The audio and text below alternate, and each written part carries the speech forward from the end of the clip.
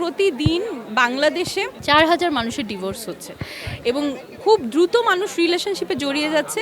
অনেক ছেলে দেখা যাচ্ছে খুব অল্প বয়সে বিয়ে করে ফেলছে, অনেক মেয়ে প্রেমের তাড়নায় খুব অল্প বয়সে, ওই যে বললাম প্রযুক্তির বদলে তো খুব কাছাকাছি আসছে, প্রথম দিন দেখা করছে, পরের দিন ডেট করছে, তারপর দিন বিয়ে করে ফেলছে। আবার 1 মাস 2 মাস না যেতে সেই বিয়ে টিকছেও না, ডিভোর্স হয়ে যাচ্ছে। এই যে ভয়াবহতা, এই যে ভালোবাসার ক্ষণস্থায়িত্ব, আগের মতো সেই খাঁটি প্রেমটা কিন্তু আমরা পাচ্ছি না।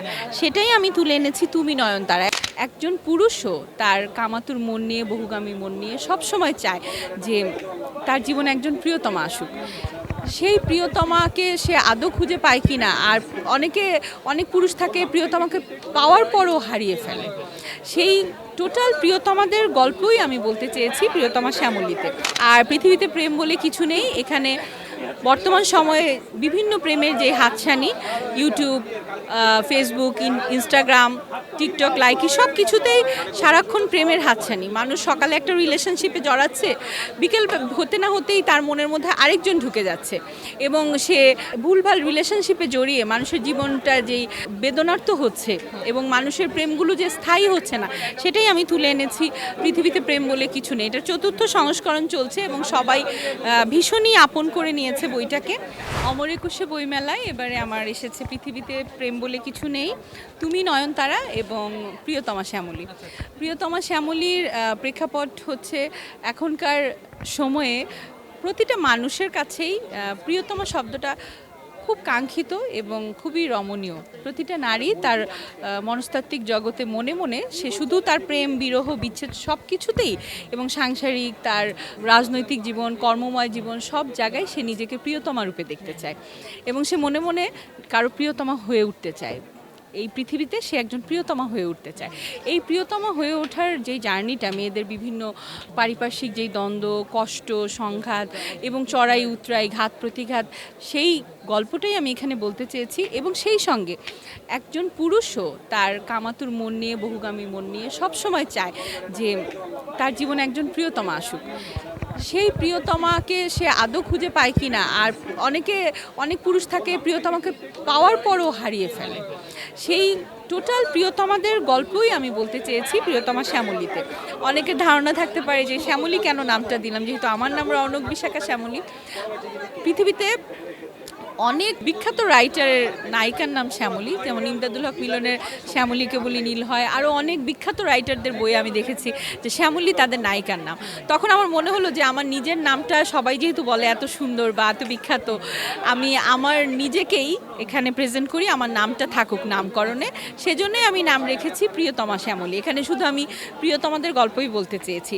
আর পৃথিবীতে প্রেম বলে কিছু নেই। এখানে বর্তমান সময়ে বিভিন্ন প্রেমের যে হাতছানি, YouTube, Facebook, Instagram, TikTok, Likee, সব কিছুতেই সারাক্ষণ প্রেমের হাতছানি। মানুষ সকালে একটা রিলেশনশিপে জড়াচ্ছে, বিকেল হতে না হতেই তার মনের মধ্যে আরেকজন ঢুকে যাচ্ছে এবং সে ভুলভাল রিলেশনশিপে জড়িয়ে মানুষের জীবনটা যেই বেদনার্থ হচ্ছে এবং মানুষের প্রেমগুলো যে স্থায়ী হচ্ছে না, সেটাই আমি তুলে এনেছি পৃথিবীতে প্রেম বলে কিছু নেই। এটার 4র্থ সংস্করণ চলছে এবং সবাই ভীষণই আপন করে নিয়েছে বইটাকে। আর এখানে রয়েছে তুমি নয়নতারা। তুমি নয়নতারাতেও নায়ক নাজ তার নায়িকাকে 10 টাকা দিয়ে, মাত্র 10 টাকা দিয়ে একটা নয়নতারা ফুলের মালা কিনে দেয় এবং তাদের প্রেমের সূচনা হয়। এবং একটি নয়নতারা ফুলের জন্য তাদের যে প্রেমটা হয়, এবং সেটা বর্তমানে দেখেন প্রতিদিন বাংলাদেশে 4000 মানুষের ডিভোর্স হচ্ছে এবং খুব দ্রুত মানুষ রিলেশনশিপে জড়িয়ে যাচ্ছে। অনেক ছেলে দেখা যাচ্ছে খুব অল্প বয়সে বিয়ে করে ফেলছে, অনেক মেয়ে প্রেমের তাড়নায় খুব অল্প বয়সে, ওই যে বললাম প্রযুক্তির বদলে তো খুব কাছাকাছি আসছে, প্রথম দিন দেখা করছে, পরের দিন ডেট করছে, তারপর দিন বিয়ে করে ফেলছে। আবার 1 মাস 2 মাস না যেতে সেই বিয়ে টিকছেও না, ডিভোর্স হয়ে যাচ্ছে। এই যে ভয়াবহতা, এই যে ভালোবাসার ক্ষণস্থায়িত্ব, আগের মতো সেই খাঁটি প্রেমটা কিন্তু আমরা পাচ্ছি না। সেটাই আমি তুলে এনেছি তুমি নয়নতারা। এখন আর কিন্তু সেই কাজী নজরুলের মতো বলে না কেউ 10 টাকার নয়নতারা ফুল দিয়ে মোর প্রিয়া হবে এসো রানী দেব খোপায় তারার ফুল। আমার প্যাভিলিয়ন হচ্ছে 20 নাম্বার মিজান পাবলিকেশনসে। আপনারা পাবেন আমার 3টে উপন্যাসই এবং আলহামদুলিল্লাহ এখন পর্যন্ত জনপ্রিয়তার শীর্ষে রয়েছে। সবাই যে কিনছে সে আসলে 3টাই কিনছে, যেটা আমার জন্য একজন তরুণ রাইটার হিসাবে আমি ভীষণই আনন্দিত। আপনাদের সবার অপেক্ষায় প্রিয়তমা শ্যামলী, চলে আসুন। ভীষণ ভালো রেসপন্স পাচ্ছি, সেটাই তো বললাম যে আমি একজন তরুণ লেখক হিসাবে ওনারা যে 3টে উপন্যাসই কিনে নিচ্ছে, আপনি হয়তো এতক্ষণ অবজার্ভ করেছেন যে আমার যারা কিনছে 3টে উপন্যাসই ধরে বলছে আপু আমি 3টাই নেব। মানে এই যে ভালো লাগাটা, যেই মানুষটির কাছে টাকা নেই সেও তার বুকের মধ্যে আমার মলাটটা রেখে একটা ছবি তুলে যাচ্ছে এবং বলছে আমার খুব ভালো লাগছে। এটা প্রচ্ছদগুলো সবাই ভীষণ পছন্দ করেছে, নামগুলো সবাই ভীষণ পছন্দ করেছে। একজন তরুণ রাইটার হিসাবে এটাই তো অনেক বড় পাওয়া আমার জন্য। বই লেখার অনুপ্রেরণার উৎস তো অনেকেই। প্রথম যখন বই পড়েছিলাম, জীবনের প্রথম বই ছিল আমার সমরেশ মজুমদারের সোনালী দুঃখ এবং বুদ্ধদেব গুহর একটু উষ্ণতার জন্য। এই 2টা বই পড়ার পরে সেটা ছিল ভাত ঘুমের দুপুর, এবং সত্যি কথা জীবনে প্রথম যিনি আমাকে প্রেম নিবেদন করেছিলেন তিনি আমাকে এই 2টি বই উপহার দিয়েছিলেন। এবং সেই যে পড়ার অভ্যাসটা আমার মধ্যে ঢুকিয়ে দিয়ে গেলেন, এরপর থেকে না আমি গল্পের বইয়ের পোকা হয়ে গেলাম এবং উপন্যাসের পোকা হয়ে গেলাম। এরপর হুমায়ুন আহমেদ, ইমদাদুল হক মিলন, আমাদের দেশে তো অনেকেরই বই পড়েছি এবং আমার বাবা আসলে আমাদেরকে বইমেলায় নিয়ে আসতেন ছোটোবেলায়। তো বইমেলায় সেই যখন 21শে ফেব্রুয়ারি দিন আনতেনই, অন্যান্য দিনও আনতেন। তো শাহবাগে সেখানে বইমেলায় মাটির মধ্যে বইগুলো বিছানো থাকতো, বড় বড় সাউন্ড বক্সে সুন্দর করে আফসানা মিমি এবং টনি ডাইসের সেই কবিতা বাজতে থাকতো। আমরা শুনতে শুনতে আব্বুর হাত ধরে বইমেলায় ঢুকতাম, একদম শহীদ মিনারে যেতাম, পা ছিলে যেত। আমাদের 2 বোন আমরা পিঠাপিঠি ছিলাম, 2জনকে 2 হাতে নিয়ে আমার আব্বু নিয়ে আসতো।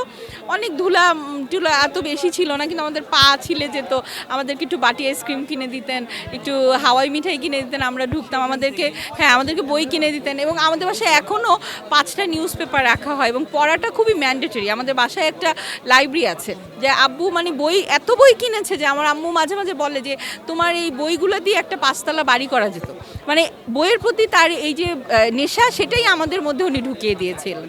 আমি অভিনেত্রী, গায়িকা রৌনক বিশাখা শ্যামলী। গত 3টি বইমেলায়, অমর একুশে বইমেলায় আমার 3টি উপন্যাস বেরিয়েছে এবং এবার এসেছে প্রিয়তমা শ্যামলী। এবং প্রথম এসেছিল পৃথিবীতে প্রেম বলে কিছু নেই, দ্বিতীয় উপন্যাস ছিল আমার তুমি নয়নতারা। এগুলোর ব্যাপক সফলতার জন্যই 4র্থবার সংস্করণ করেছে মিজান পাবলিকেশনস। কারণ আপনি তো দেখলেন এতক্ষণ যে 3টা বই সবাই লুফে নিচ্ছে। তো যার কারণে আমি যেই ভালোবাসা এই 3 বছর পেয়েছি, আমার অভিনয় জীবনে আমি অনেক ভালোবাসা পেয়েছি। আমার মডেলিং করে আমি প্রায় 80টা বিজ্ঞাপনের মডেল ছিলাম। গ্রামীণ ফোন দিয়ে আমার মডেলিং শুরু, পুরো বাংলাদেশে আমার বিলবোর্ড ছিল। এরপরে কিন্তু আমাকে মডেলিংয়ের পেছনে ফিরে তাকাতে হয়নি, অজস্র মডেলিং আমি করেছি। এরপরে প্রায় 1000-এর মতো নাটক করেছি, 2-3টে সিনেমা করেছি, যেগুলো দেশের সিনেমাই ছিল, আমার দেশের সিনেমা।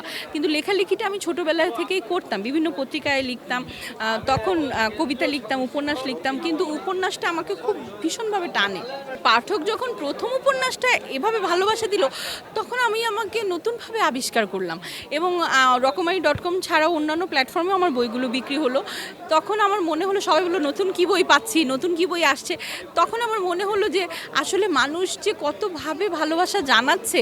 তখন আমার মনে হলো যে না, আমার আবার লিখতে হবে। আমি লিখলাম তুমি নয়নতারা, এবং তারই ধারাবাহিকতায় এবার এসেছে প্রিয়তমা শ্যামলী। যেদিন এসছে মেলার মাঠে, সেদিন থেকে ভীষণ রেসপন্স, ভীষণ ভালোবাসার বন্যায় ভাসছি আমি। আর এই ভালোবাসা অব্যাহত থাকলে ইনশাল্লাহ আমি লিখে যাব আমরণ। আপনারা আমার জন্য দোয়া করবেন যেন সুস্থ থাকি, সুন্দর সুন্দর লেখা উপহার দিতে পারি। ধন্যবাদ।